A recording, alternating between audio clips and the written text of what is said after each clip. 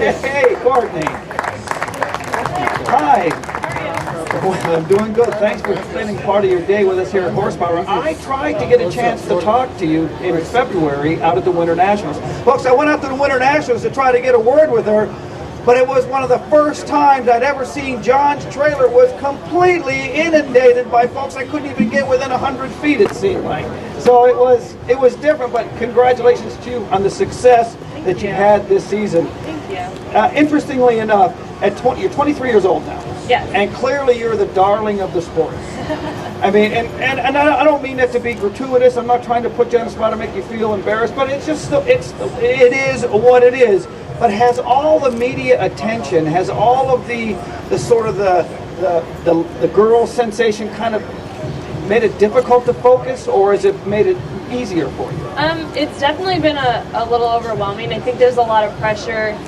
One, being a woman in the sport, and two, having to be John Force's daughter puts a little extra pressure on me, trying to follow in his footsteps. But it's definitely fun. I'm one of the females in the funny car category, along with one other girl, Alexis Joria. So it's the two of us pretty much battling it out with all the guys, but we're having fun. I mean, I don't think it's a bad thing with the media. I think it's hopefully bringing more attention to our sport, and that's the most important thing. Well, there's no question that you have definitely elevated the sport as far as spectators are concerned. As I told your dad when he first came up, the overwhelming majority of our listener base is NHRA. Now that's interesting because most of the time it's NASCAR. But in your particular, or I guess in our particular area, region, NHRA fuels the fire. And for us to see you do so well, and I was going to put you on the spot, I was going to ask you, when you raced your dad the second race, and I asked him, and he said that he didn't do it deliberately, but he went up and spoke about halfway through the track, and you took him out. Was that like a larger-than-life moment, or did that seem like, yeah, I just beat the champion?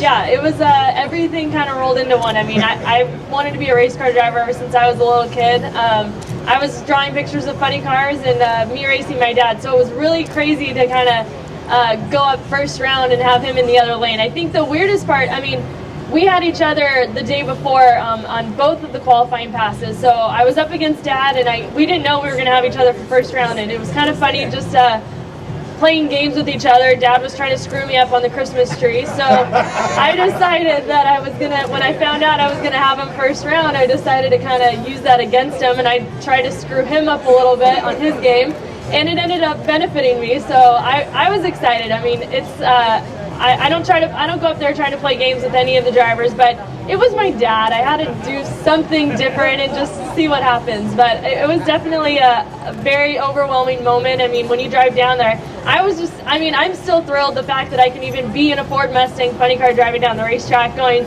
300 miles an hour. So the fact that I went down there and saw a wind light, I was just, I was in shock. I was definitely overjoyed. My dad, his car got in trouble. I just was trucking down there, and I didn't see him out my window, so I was like holding on, hoping I'd get the wind light. So it was definitely an exciting moment. And Dad didn't talk. I didn't see him for a little while after I got that win. I got out and I wanted to celebrate with him, yeah, I won. And then I look over and he was just head down, and I was like, okay, wait, I can't celebrate with my dad. But yeah, I mean, it was a weird moment. I was definitely excited, but I hated to see him lose, especially because he was in the points lead. Sorry.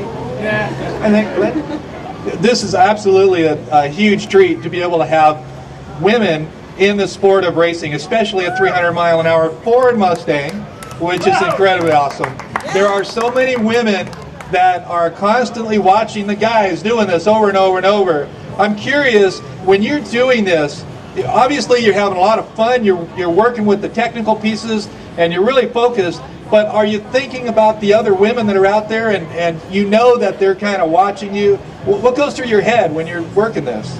I mean, you try to be a good role model, and you go into a sport that's a male-dominated sport. There's a little extra added pressure to that. But I mean, I think it's awesome. I get so many women and so many kids, guys and girls that come up to me at the ropes, and they're just, so excited that there's a woman out here, and it's so crazy to me because I just grew up in it thinking it's just, it's drag racing. I didn't really realize that there wasn't as many women in it until we kind of got involved. And then you start realizing it is a male-dominated sport. But I mean, it was really cool having women come up to me at the ropes saying, that I'm their role model, and they want to grow up, they want to be like me. It's so crazy to me that someone would even say that. But it's definitely a cool feeling, you know, seeing little kids that want to grow up and be a race car driver too, and they're little girls.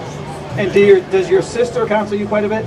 She does. I mean, Dad's definitely been there to help me in the transition into the funny car. I was testing all last season in my brand source Ford Mustang, but Ashley's definitely been very helpful to kind of help with the transition from a top alcohol dragster to the funny car, because she knew what that transition was like. She raced the top alcohol dragster for a few years, and I just tried to follow in her footsteps. And I mean, it's definitely different going from a dragster to a funny car, and there's a lot of different things that I think Dad doesn't realize he does because he's just so used to driving it, and he drives it so well. So it's nice to have Ashley there to kind of lean on for advice. And then tell us briefly, quickly, for those of us who have never had the experience, what is the number one difference between the alcohol division and the top fuel division from the driver's point of view?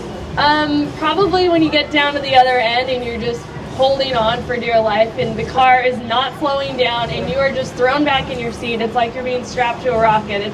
It's definitely a cool feeling. You see a lot less the further you go down, and you don't realize that it's a second quicker. So I mean, it's pretty overwhelming. It's definitely a cool feeling. I mean, I thought, you know, obviously 270 miles an hour was pretty fast for me when I was in top alcohol dragster, and then I get thrown in my Traxxas Ford Mustang funny car, and it just hauls right down there at 300, and you're just, I mean, you don't see very much. It's pretty much tunnel vision all the way down there, but it's definitely a cool experience. Mike Neff was on our show last year, and I like the way he articulated it. He said that when it launches out, you can't take a breath, and then in the blink of an eye, all of a sudden when the chutes deploy, now you're thrown forward and it feels like you've been hit by a train. Yeah, that's a pretty good way to explain it. I think that's another reason why when you see us getting out of our cars, obviously it's only a 4-second run, but we're all winded when we get out. That's why Dad's interviews are so long, one long breath of an interview. But yeah, I mean, I don't know what it is. I don't know if we're holding our breath or if it's just that adrenaline that just gets you up and your heart racing, and then you get out of the car and you're just like, you know, you're just pouring sweat and you're just out of breath, and it's yeah, I mean, I don't know how to explain that. I have one last question for you. You mentioned Alexis DeJoria. Now, I had a chance to talk with her in February. She's a delightful lady. In fact, she really brings a lot. I really enjoyed speaking to her, but now this was her first season as well, correct? Right. So you both are in your rookie seasons. Yeah. Do you guys get together and compare notes? I've talked to her a couple times up on the starting line. Like last weekend in Charlotte, I was asking her how she was doing with, you know, the staging and the lights, and it was definitely a challenge for both of us. You know, we're so used to just driving the normal Christmas tree, you know, just the 2 lanes, and then you get up there and there's 4 lanes and, you know, twice as many bulbs on the Christmas tree. It was definitely a challenge for us, but it was kind of cool to have another girl there that was going through the same thing, and, you know, it was her first season as well, so it's pretty cool to have another female out there to talk to. Okay, well, Courtney, thank you very much. Folks, we're speaking with Courtney Force. Thank you very much for spending some time with us. The brand new sweetheart darling of drag racing. I want to take just a few minutes to direct my attention over to you, Brittany, which is, I thought this was very interesting. Brittany is coming up, possibly. Now, I noticed, I did a little bit of research on you, and growing up in a racing family, most folks just automatically assume or preclude that you're going to continue on in that particular fashion. But that may not be the case with you. You know, my problem's always been that there's too many different things that I want to do. I went to Cal State Fullerton, and I spent an extra year and got my teaching credential. And that's my problem. I love doing teaching, but I really love driving my brand source Top Fuel Dragster. So I'm kind of stuck there, but I'm really enjoying it. I used to drive the A-Fuel Dragster, and then this year we decided to get into it and start testing it. And I told my dad throughout, you know, the beginning of testing, I still want to go back to the A-Fuel Dragster. That's really what I want to do. And he's like, trust me, once you get in it, you won't want to go back. And he was right. When I made my first full pass all the way down the track, I was like, okay, Dad, I don't want to admit it, but you're right. I don't want to go back to the A-Fuel Dragster. I really like the Top Fuel Dragster. And you've been successful with it. In fact, I think you have the quickest run, do you not? Yes, I do. A few weeks ago, I made I'm still getting used to the fact that I made one of my first full passes down the track.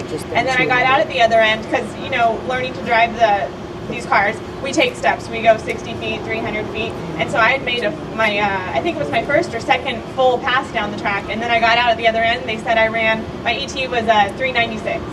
Wow, that's incredible. Good for you. When did you first realize that the classroom was the calling, though. I find that fascinating, interesting. My father was an educator, so I have an affinity for that. That's why I'm interested in that. It's something I've always been interested in. I love working with kids, and you know, back when I was in school, I didn't know what I wanted to do when I first got into college, so I took a bunch of different classes, and I decided that was the route I wanted to go. And that's an option maybe, you know, later down the road if I decide to get back into teaching. But right now, where I'm at, I'm happy. Okay, now I have a question. I'm going to direct this question to Brittany because this is going to go out to all the ladies.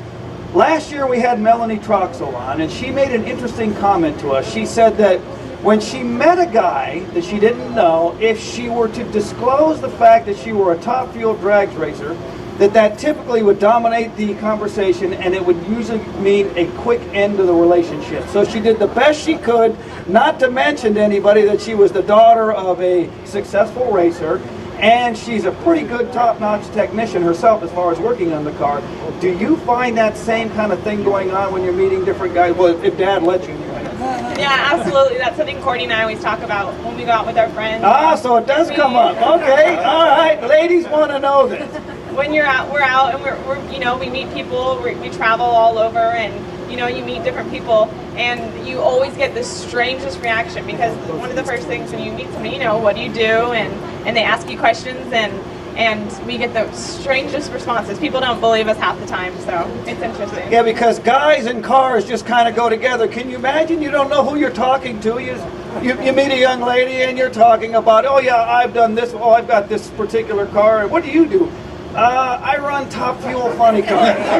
Dope. Okay, let's change the subject immediately, right? So I know you guys got to get over to your booth. I want to be respectful of your time. I want to ask you one last question. It's rumored that at the end of this season, you're going to make a decision on which direction you want to go, whether it's going to be academics in the classroom or whether it's going to be a full-time career in racing. I know that we know where Dad wants to go with it, but if the season were to end today, what decision would you make? I would ask my dad to throw me into Pomona with a brand source backing me, and see how it goes. Yeah. Courtney, Brittany, I want to thank you guys both for taking time. I know you've got a lot of stuff to go over there. You got obligations with Ford, and so I don't want to be hindering that. So thank you very much for spending time with us here. Thanks very much. I look forward to seeing you guys both at the finals. Hopefully when I get to your trailer this time, it won't be a throng of people. You might remember me. I'll say, hey, Courtney. Okay, guys, thanks very much. Folks, we're talking to Courtney and Brittany Force. Thank you very much.